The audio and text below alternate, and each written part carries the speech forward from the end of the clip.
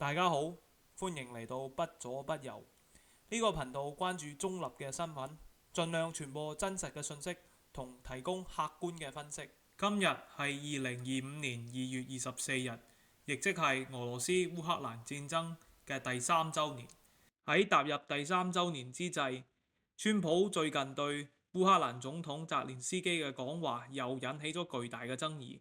今日我哋就嚟睇一睇佢嘅講話會對成個局勢有咩影響，以及未來俄烏戰爭中嘅走向。由於可以講嘅事情實在係太多啦，所以分為上下兩集。而家我哋先嚟睇一睇新聞。2月12日，美國財政部長 Scott Bessent 訪問咗烏克蘭首都 Kyiv，並與烏克蘭總統澤連斯基會面，但係佢哋並冇達成所謂嘅礦產協議。2月18日，美國同俄羅斯嘅高級外交官喺沙特阿拉伯舉行咗雙邊會談，但係烏克蘭同歐洲嘅代表冇俾邀請參加。澤連斯基得知之後推遲咗對沙特阿拉伯嘅訪問。隨後，川普同澤連斯基多次隔空交火。2月18日，川普喺新聞發佈會上面表示，澤連斯基只有4%嘅支持率。佢仲話澤連斯基根本就唔應該挑起呢一場戰爭。Well, we have a situation where we haven't had elections in Ukraine, where we have martial law, or essentially martial law in Ukraine, where the leader in Ukraine, I mean, I hate to say it, but he's down at 4% approval rating. I mean, so many of the cities, I mean, they haven't done it in Kiev because I guess they don't want to shoot too many rockets in there. They've done it 20%, but they haven't done it 100%. If they wanted to do it 100%, it would probably happen very quickly. Wouldn't the people of Ukraine have to say, like, you know, it's been a long time since we've had an election? That's not a Russia thing. That's something coming from me and coming from many other countries also. So I want to see peace. Look, you know why I want? Because I don't want all these people killed anymore. I'm looking at people that are being killed, and they're Russian and Ukrainian people, but they're people. Doesn't matter where they're from on the whole planet. And I think I have the power to end this war. And I think it's going very well. But today I heard, oh, well, we weren't invited. Well, you've been there for 3 years. You should have ended it 3 years. You should have never started it. You could have made a deal. I could have made a deal for Ukraine that would have given them almost all of the land, everything, almost all of the land, and no people would have been killed, and no city would have been demolished, and not one dome would have been knocked down. 隔日，川普喺佢自己嘅 Truth Social 又大鬧澤連斯基。佢大概嘅意思係話，作為一個小有成就嘅喜劇演員，澤連斯基講掂美國使咗3500億美元，投入咗一場無法獲勝嘅戰爭。佢係一個唔舉行選舉嘅獨裁者，所以佢最好快啲行動。如果唔係，佢連國家都保唔住。佢做得實在太差啦。佢個國家支離破碎，有幾百萬人無謂咁死咗。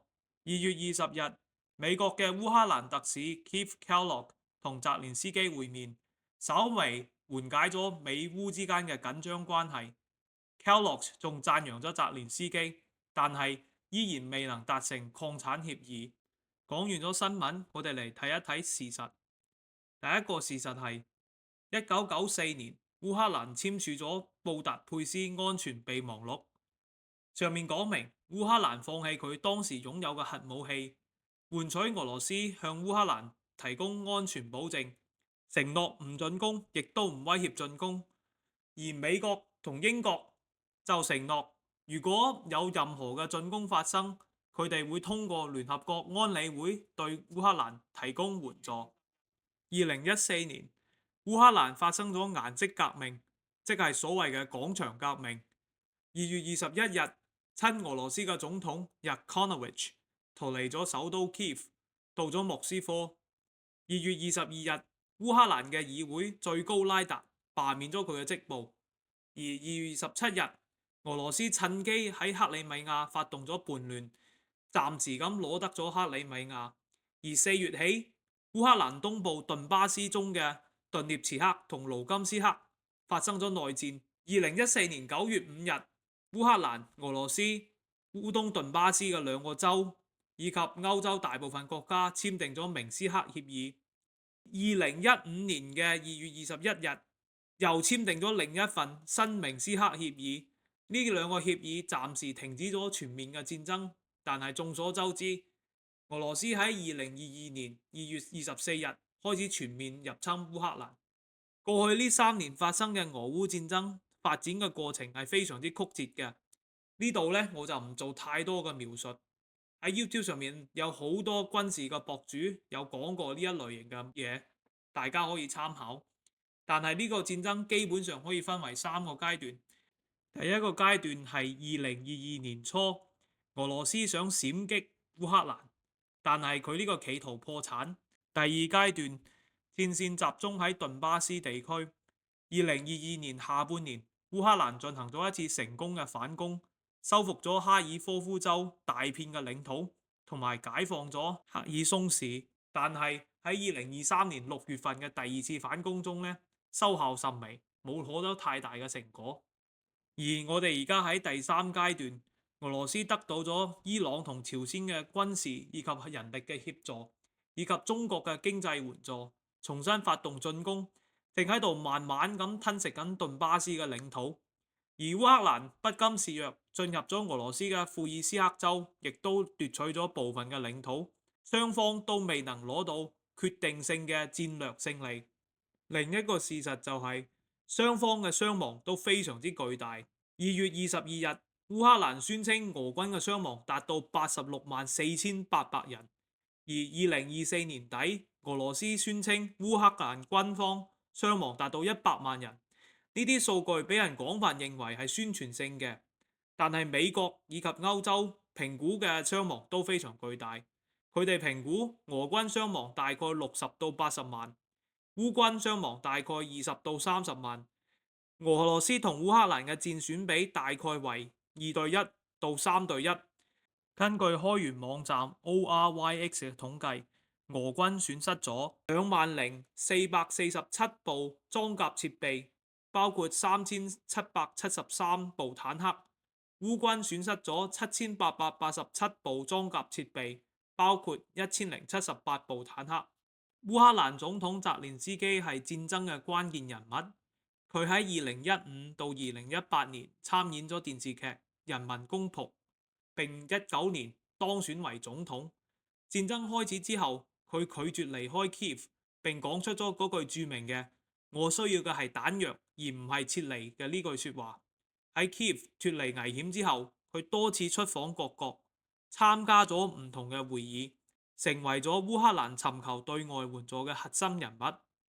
美國同歐洲對烏克蘭確實有巨大嘅援助，數字依然係唔完整嘅，但係根據統計，歐洲承諾援助總額大概係1740億美元，其中實際分配到位嘅大概係1450億美元，而美國承諾嘅總額為1770億美元，實際到位嘅大概係1000美元上下。但係澤連斯基本人喺2025年2月2日表示，佢只係收到咗美國分配嘅760億元。另外一個事實係喺1996年最初制定嘅烏克蘭憲法之中，並冇任何關於加入北約或者歐盟嘅內容。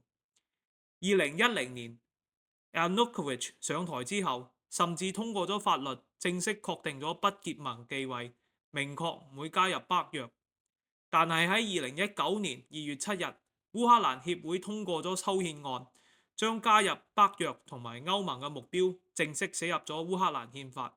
澤連斯基喺戰爭一開始就頒布咗戒嚴令，而烏克蘭憲法嘅多條條款表明，選舉必須喺和平時期按照規定嘅程序進行，而戒嚴俾人視為特殊嘅情況。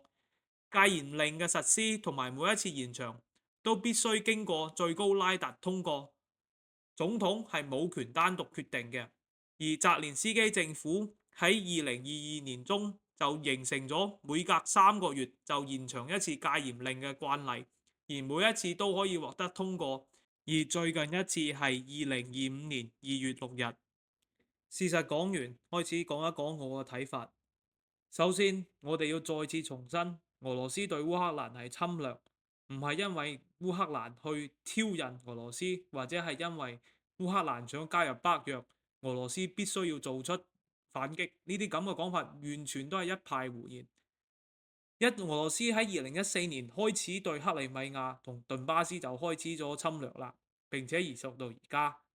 唔好忘記，烏克蘭1994年就係同俄羅斯簽署咗布達佩斯備忘錄，俄羅斯係承諾唔進攻嘅。咁多個中文博主 YouTuber 咧，都係有意無意咧忽略咗呢一點嘅。咁無論從利益上啦，定係道義上咧，美國作為布達佩斯備忘錄個簽約國咧，都應該係援助烏克蘭嘅。另外一個必須講明嘅係咧，俄羅斯喺開打之前咧，被廣泛認為咧係世界上第二軍事強國，僅次於美國，可以好快咁樣結束戰事。當時有個笑話叫做1小時22分攞低烏克蘭，喺中文互聯網上面廣為流傳。但係實際明顯就係3年之後，戰事仍然喺度膠着緊。咁講明咧，俄羅斯嘅軍方咧裝備老舊，佢哋武器嘅實際效果咧，同佢個宣傳咧差距係非常之巨大嘅。特別係咧，佢哋空軍同海軍嘅實力咧，遠遠係不如預期。唔好話同美國相比啦，甚至同好多歐洲國家，例如講嘅英國、法國，都可能係比唔上嘅。根本就唔係所謂嘅世界第二軍事強國。至於佢嘅核武庫喎，有俗語都有話咧，如果你見到一隻曱甴喺屋入邊，就證明屋入邊已經有好多隻曱甴啦。咁如果你睇到佢常規武器係咁樣嘅效果嘅話，好難話相信佢嘅核武庫入邊有幾強嘅實力。咁如果話北約東擴對普京真係有咁大嘅影響嘅話，咁佢嗰陣時點解唔喺波羅的海三國、立陶宛、愛沙尼亞同埋拉脫維亞加入北約之前去攻打佢呢？另外，普京喺戰事開始之前係寫過一篇長文，基本嘅核心意思就係話烏克蘭呢個國家根本就唔應該存在，應該同俄羅斯係一體嘅。而啱先嘅事實亦都講到，烏克蘭係2019年先修改憲法，話爭取加入北約嘅。但係2014年俄羅斯就奪取咗克里米亞同埋挑起頓巴斯嘅內戰。如果你仲覺得俄羅斯打烏克蘭係因為烏克蘭想加入北約嘅話，咁你就唔使向下面聽啦。翻到2022年初，我哋可以睇到烏克蘭係自己獨立頂住咗俄羅斯嘅三板斧之後呢，佢哋得到嘅援助係乜呢？係德國俾嘅幾千頂頭盔，中國俾嘅幾千床棉被。咁樣嘅情況下，佢哋可以贏到俄羅斯，先使美國同歐洲意識到烏克蘭可以消耗俄羅斯，咁樣佢哋先會有咁多個援助。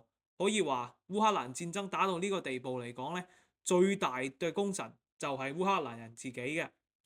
但係拜登好似擠牙膏咁樣嘅援助，已經證明呢，咁樣嘅投入係冇辦法徹底打敗俄羅斯嘅。所以呢，川普喺佢競選嘅時候，包括而家諗住話想及時止損，想停低消耗，呢個係可以理解，亦都係得到好多人支持嘅。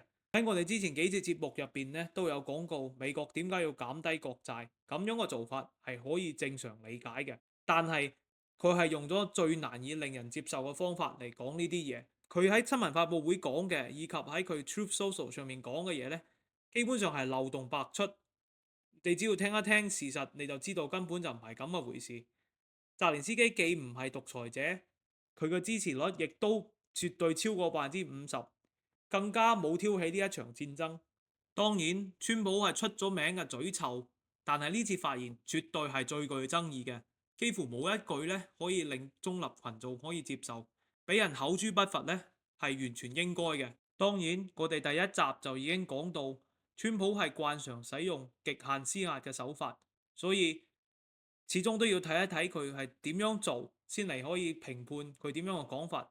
但係而家流傳出嚟嘅講法睇起嚟呢，佢基本上係冇任何俄羅斯需要讓步嘅地方，咁樣就唔係極限施壓啦，咁樣係綏靖。相信對歷史有啲研究嘅朋友都知道，喺第二次世界大戰開始之前，英國、法國都盛行綏靖政策。最出名嘅例子就係1938年，英國首相張伯倫喺慕尼黑同希特拉簽署咗一份慕尼黑協議。呢份協議使到德國係順利咁吞併咗捷克斯洛伐克嘅蘇台德地區。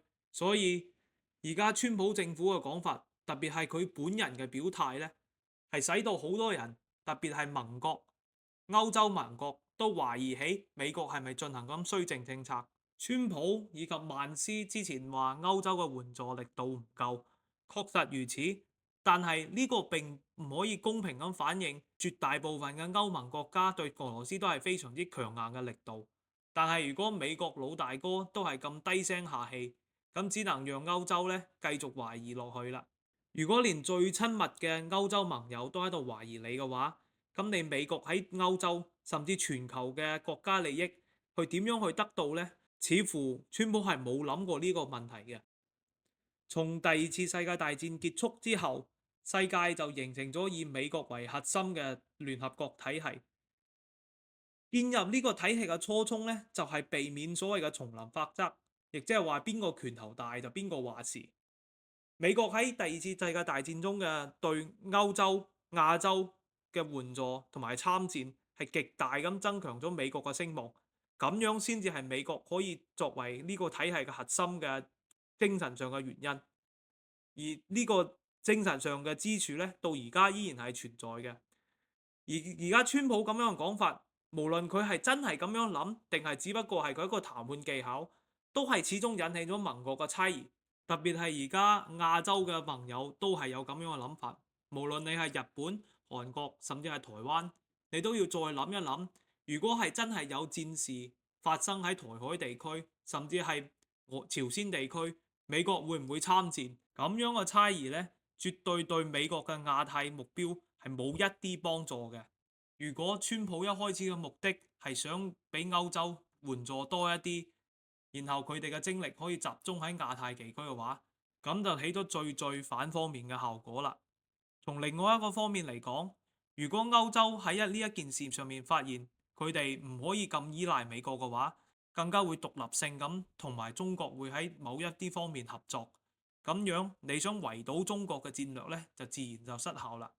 咁再講返亞太地區，如果日本、韓國同台灣都對美國嘅意願產生咗懷疑嘅話，咁你嘅亞太戰略呢，亦都係大打折扣嘅。佢完全可以喺好多方面唔同你合作，咁樣嘅話，你又點樣對中國嚟進行戰略上嘅圍堵呢？可以話，川普對於烏克蘭戰爭嘅表態呢，係絕對係有害而無益嘅。佢嘅咁嘅講法，甚至喺右派、保守派人士入邊呢，都引起咗好大嘅反彈。咁呢，我哋可以睇到有啲嘢呢係唔可以攞嚟做交易嘅。我哋評價一個政治人物呢，應該由佢嘅言行同埋佢實際做嘅事呢嚟進行評價，有嗰樣講嗰樣，而唔係簡單咁樣睇成佢係左派右派，或者係佢係一個特別好嘅政治家，定係一個特別衰嘅政治家。所以喺呢一件事上面，川普嘅做法絕對係應該受到批評嘅。我哋亦都應該記得，我哋應該追求正義，而唔應該覺得話邊個力量大就邊個講晒。而川普呢一次嘅講話，的確係背離咗美國應該保有嘅價值觀。但係一日條約未簽，佢仲有機會證明佢唔係當代嘅張伯倫，或者佢背叛咗烏克蘭。所以我哋仲可以俾佢一次 benefit of the doubt。話晒佢喺好多次都有講一樣嘢，但係實質上做嘅係另外一樣嘢。所以呢，我哋亦都要睇一睇有咩新嘅進展。而咁樣呢，就係我哋下一集嘅內容啦。另外，我哋會深入挖掘點解川普對俄羅斯同普京有咁樣友善嘅態度，歐洲同俄羅斯喺川普嘅全球戰略中呢扮演乜嘢角色，以及烏克蘭未來究竟何去何從。如果唔想錯過咁精彩嘅內容，咁就記得關注不左不右，鎖定下一期啦。今日嘅節目時間就差唔多啦。如果你鍾意我嘅內容，請點讚同關注，多謝，下次再會。